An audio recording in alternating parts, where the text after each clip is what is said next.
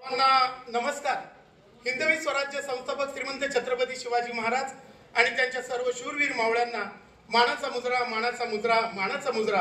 पुण्यश्लोक अहिल्याबाई होळकर, राजश्री शाहू महाराज, क्रांतीसूर्य महात्मा ज्योतिबा फुले, सावित्रीबाई फुले तसेच भारतीय घटनेचे शिल्पकार परमपूज्य डॉक्टर बाबासाहेब आंबेडकर आणि लोकशाहीर अण्णाभाऊ साठे या महामानवांना वंदन करतो, ज्यांच्यामुळे आपण जिवंत आहोत। त्या म्हणजे शेतकरी राजाला, बळीराजाला देखील विनम्र अभिवादन करतो।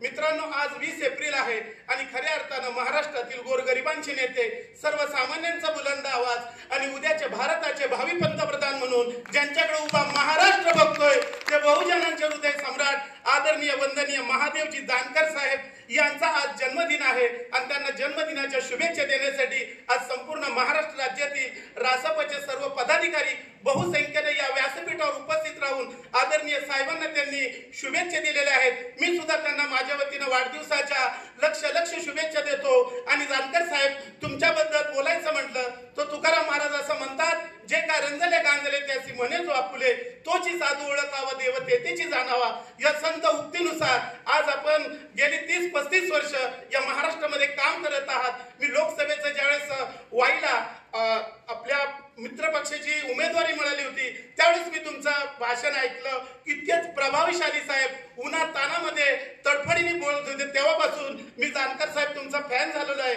माझे सासरे सुद्धा तुमचे मित्र आहेत, स्वर्गीय अरुण गोने कुर्ला, आणि ते सुद्धा म्हणायचे की जर तुला कुठल्या पक्षात जायचं असेल तर तू जानकर साहेबांबरोबर राहा।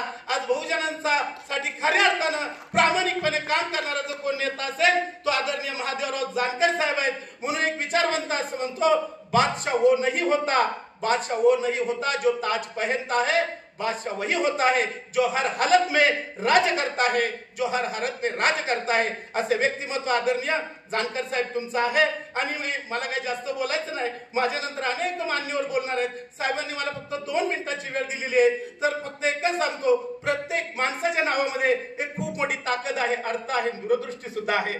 जसं की महादेवरावजी जानकर म्हणजे काय, तर म्हणजे मन माणुसकी नाते जपणारा महाराष्ट्राचा बुलंद आवाज, हा म्हणजे हाकेला सर्वांच्या धावून येणारे, रा म्हणजे रात्रंदिवस समाजाची निरपेक्ष भावनेने सेवा करणारे, त्याच्यानंतर दे म्हणजे देवाप्रमाणे सर्वांना सतत देत राहणारे, आणि व म्हणजे वलय परमेश्वराचं पाठीशी असणारे।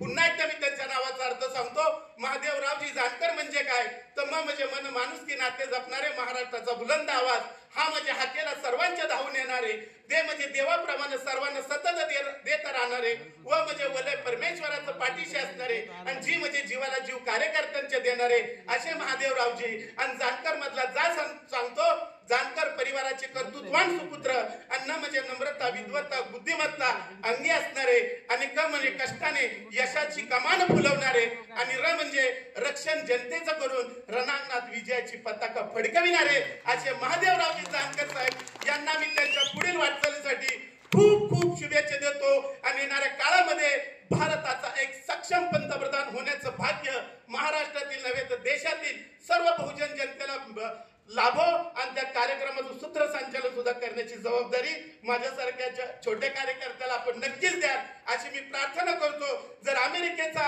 वॉशिंग्टन नावाचा शाळेतील शिपाई टन अमेरिकाच प्रेसिडेंट, वॉशिंग्टन शिपाई मुलगा जर अमेरिकेचा प्रेसिडेंट होतो, तर रात्रंदिवस समाजाची सेवा करणारे महादेवराव जानकर का पंतप्रधान होणार नाहीत?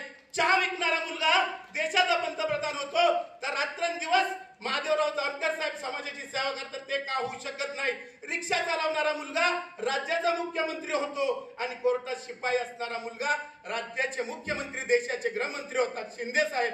त्याच पद्धतीने साहेब आपली वाटचाल असणार आहे। मी आपला अधिकचा वेळ न घेता संयोजकांनी मला या ठिकाणी बोलण्याची संधी दिली त्याबद्दल मी तुम्हाला खूप धन्यवाद देतो। आणि मागाशी एका वक्त्याने सांगितलं की प्रत्येकाने इंग्रजी शिका, तर इंग्रजीचं पुस्तक मी बाहेर